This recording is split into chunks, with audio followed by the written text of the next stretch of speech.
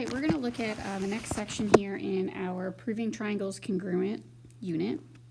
Today we are going to look at not only the two new ones, ASA and AAS, but we're also going to continue to see the side, the side angle side, and HL.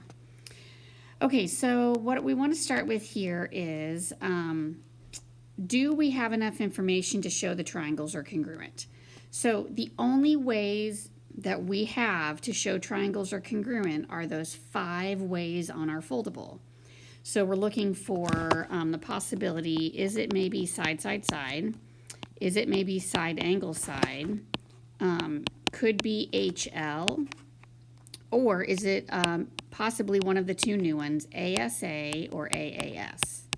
If we can't link it to one of those 5, then we cannot prove these triangles are congruent. So the directions say, can the triangles be proven congruent with the information given in the diagram? If so, state the postulate or theorem you would use.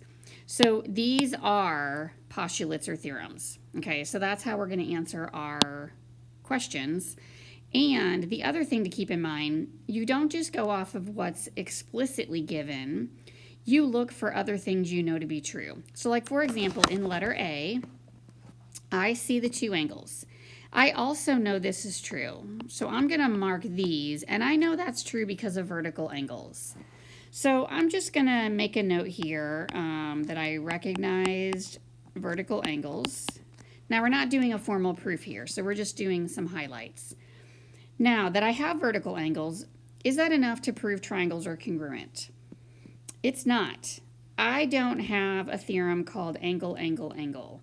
Angle, angle, angle is not enough to guarantee congruence, because you could have 3 angles in one triangle be congruent to 3 in another, but you could create longer side lengths in one. So I'm going to just say here, I guess my official answer is not enough information, or no, they cannot be proven. Just going to say not enough info. And then I'm going to put in parentheses here, I'm going to write no AAA. Okay, we don't have a theorem called AAA because that is not enough to guarantee congruence. Okay, number 2. I see what's marked. I also see vertical angles, so go ahead and mark that. And I'm putting 2 arcs because I've already have 1 arc in use. And if I put 1 arc on the vertical angles, I'm saying it's congruent to the other 2 angles, and that's not necessarily true. Okay, once I mark that, do I have enough? And I do. This is angle, side, angle. I've got the side included, so I'm just going to add in here vertical angles, just to show I recognized it. And so, are they congruent? Yes, I have ASA. Okay. Okay, the last one. I can't mark additional information. Nothing is being shared, but I do have one of my theorems. I do have angle, angle, side, just with what's given to me. So notice these sides are not stuck in between the angles, and it is also the corresponding side in the triangles. Okay. Let's jump into, we've got some proofs here. So we're kind of at the point in the unit where we have learned most of what we need for proofs. So now let's just go through practice.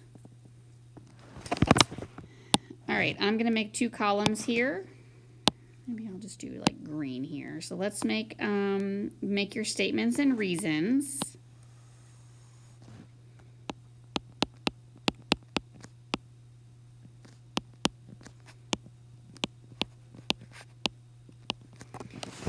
And I said earlier that really the order you do your proof in, there is a little bit of difference we could have. Just for consistency's sake, I'm going to go ahead and put both givens in line 1. You are welcome to separate them out as long as they are in your proof somewhere. So MN is parallel to RS, and segment MN is also congruent to segment RS. Okay, I want to mark that. So put parallel marks, I'll maybe put them over here. So make those little arrowheads, or you can make a triangle. Now mark segment MN is congruent to segment RS. Now what I'm trying to do here is I'm trying to build to one of the theorems in my foldable. So I'm trying to get my two triangles, my diagram, to contain markings that I can compare to the foldable, and then I can find the correct theorem. Okay, now we kind of search. So start with your parallel lines. If you are given parallel lines, there's always going to be some equal angles that follow. So let's search for some corresponding possibly, or let's search for alternate interior or alternate exterior. Okay, so I'm going to just kind of draw on my picture for a minute just to show you some options, because we do have some differences we could do here. If these are my parallel lines, I could say that is my transversal right there. And if I do that, I'm going to kind of color for just a minute here. I have a set of equal angles. Okay, so that's one area I could work with. Let me back up. Let's say we choose this transversal. If I do that, I have a different set of congruent alternate interior angles. All right, so I could do that. So that being said, I could do my proof. Let me add these two right here. I could do my proof with both sets of alternate interior angles and my side, and I have enough to have one of my theorems. Okay. I also want to point out we have vertical angles on the diagram. I have them right here. So I could include that. Okay. So I'm going to go back here. Oops. I am going to focus on the the alternate interior angles. So I'm going to identify that I'm going to put an arc here where N is located and an arc where R is located. So I want to write that down in my proof. So I know that angle. Now when I name it, I have to make N be the vertex. So I might name it MNP. Okay, or I could have gone P up to N over to M. It's congruent to angle. So angle R I would have to name PRS or SRP. Now while I'm here, I'm going to include the other set. I'm going to mark the other two, put double arcs on them. These are both congruent by the same reason. So they are alternate interior angles, and because the lines were parallel first, it's by the alternate interior angles theorem. But since the reason will be the same, I'm going to list my second set. So the one attached to angle M, I will name it NMP. It's congruent to the one at S, so that would be PSR or RSP.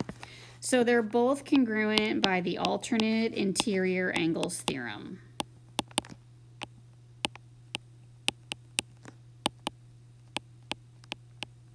All right. And that right there, I have enough to be done. I have angle side angle right there. So what I can do is I can finish my proof. I can say number 3, I'm ready to copy down the two triangles I'm trying to prove. Triangle MNP is congruent to triangle SRP. And I have shown ASA. Now, I could have gone about it in a different way. So let me just point a couple things out. I could have marked these vertical angles, and let's say that I didn't include the second alternate interior angle that I identified. Then I would have another line that names the vertical angles and says they're congruent. And my final reason now changes to angle side. Okay, so you do have a couple options here. And so we're kind of getting to a point in the unit where you may very well have something different than me. I'm going to try to account for that and explain that, but sometimes if I put an answer key out, it might contain one method and you might do a different. So make sure you ask about those and double check. Okay, that's our proof. We are done. Okay, let's move on. Let's do number 3. So go ahead and set your proof up, get your columns, your statements and reasons, and get your givens in there.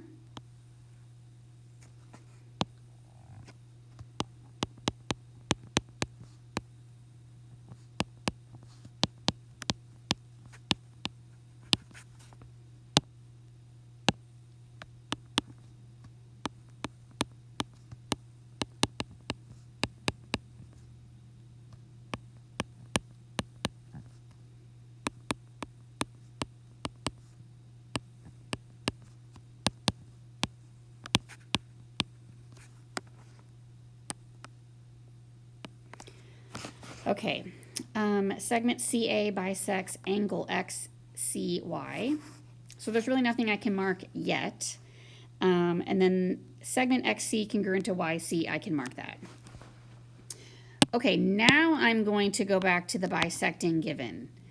So I want to think about, well, what does it mean to bisect something? Well, it means to cut it in half. So find angle XCY. So XCY is right there.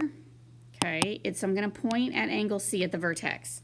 So this is saying, the given is saying that ray CA is coming through here and cutting that big angle C in half. So I am able to, for step 2, I'm going to mark those two angles are equal. I know they're equal because I know the definition of a bisector. So I am going to, as my step 2, let's name those two angles. So I have angle XCA is congruent to angle YCA, and that is my definition of bisector. Fix that a little bit. Definition, I'm going to abbreviate, of bisector. Now you can write angle bisector if you want, but you can go ahead and just say definition of bisector. Okay, so that's all I can do off the bisector. Now look at the diagram, and you should be able to see something on the diagram that you know is true. Do you see the reflexive? I'm going to mark the reflexive. So I know that AC is in both triangles. So number 3, I'm going to say that segment AC is congruent to segment AC, or you could call it CA. That is our reflexive property of congruence.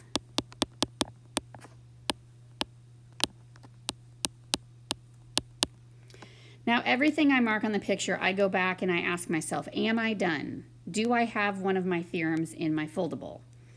And I do. I have side angle side. I have the bisected angle sandwiched in between the two sides. So I have enough to be finished. Okay, so let's now go to the last step. So remember, when you are done, you copy down the two triangles you are proving congruent. Triangle ACX is congruent to triangle ACY, and my reason is side angle side, so SAS. Okay, now the order of lines 2 and 3 can be reversed. Okay, I don't have to have it exactly in that order. They just have to come after the givens. Okay, one more. So get your picture, not your picture, get your columns all set up.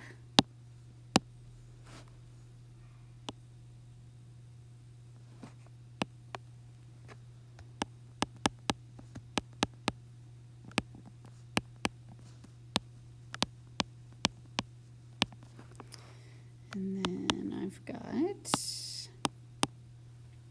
my givens.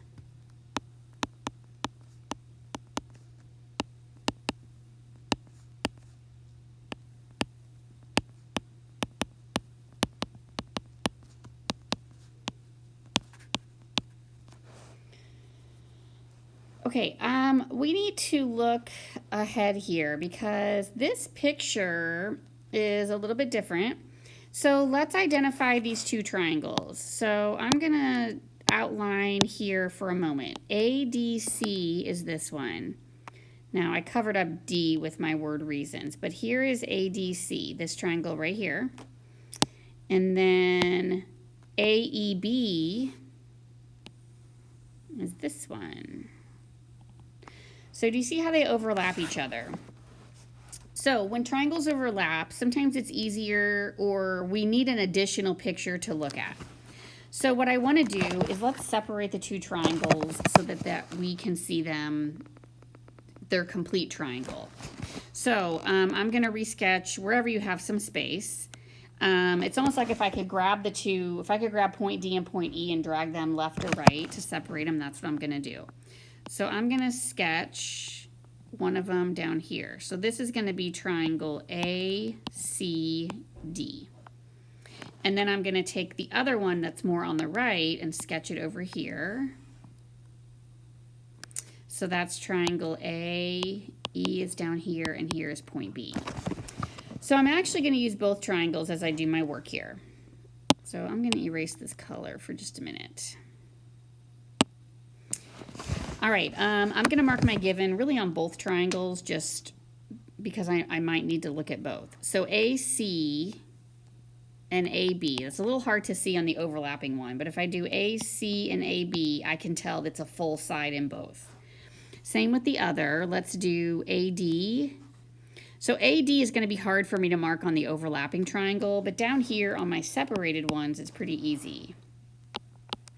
Okay, now I need something else. So I don't have a bisector. I don't have, you know, a midpoint, but I do have something that is shared between both triangles. I have a reflexive angle or side. So it's easier to see this in the original picture. So I'm actually going to take these off. So here's what I want you to see. I want you to see that angle A, and if you look at your separated triangle down here, maybe I should switch colors here. Angle A is right here. The same angle A is also in the other triangle. So do you see how all of A is in both? They share angle A. So what I've got here is a reflexive angle. So I'm going to mark angle A in both triangles. And so line 2 for mine is going to, it can't say angle A congruent to angle A because I need to be specific. So in the first triangle, I'll call it angle DAC. Okay, it's congruent to angle EAB. And that is just reflexive property of congruence.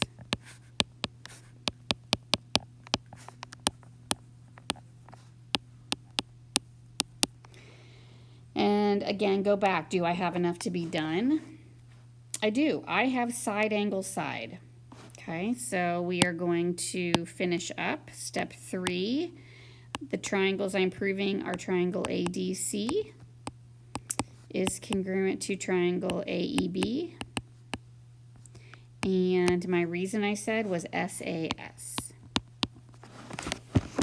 Okay, so when you're dealing with overlapping triangles, I would recommend you separate them out. And most of the time when they're overlapping, you have some kind of reflexive side or angle. So use both diagrams to help you get there. Okay, well, I hope that as we start going through more proofs, you are finding it's getting a lot easier. This is the unit where I find students often say, okay, I'm getting this. This is getting easier. The proofs are a little shorter. So we're going to continue working on proofs. If you have questions, please don't hesitate to reach out to me.